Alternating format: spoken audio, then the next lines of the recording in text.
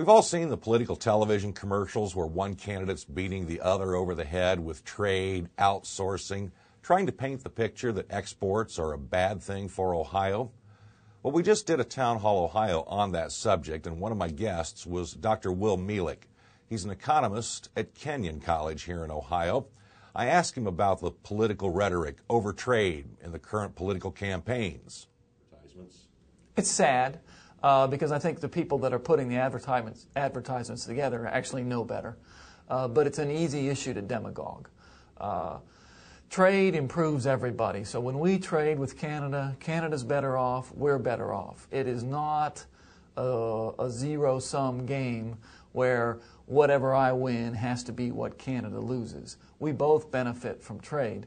There are some short-run costs to the trade. And those short-run costs feed right into a political campaign because politicians have the shortest horizon of anyone we know because they want to get reelected.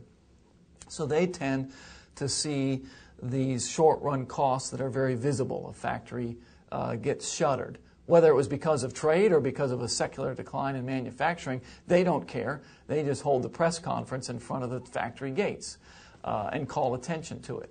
They don't hold a press conference at Honda or at Procter & Gamble to call attention, or at Goodyear to call attention to all the jobs that, high-paying jobs that are the result of trade taking place that Ohioans enjoy there.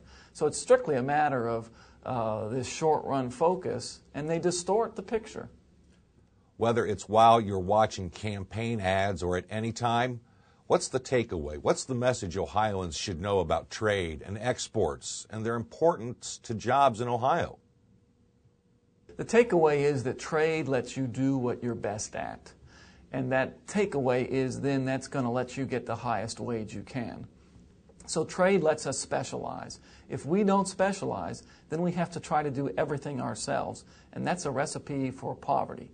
If you think back to 200 years when you were on a farm, isolated, you weren't trading with anybody, you had to grow your food, you had to make your clothes, you had to weld your, or fabricate your own tools, you were not a productive person. You did not enjoy a high standard of living.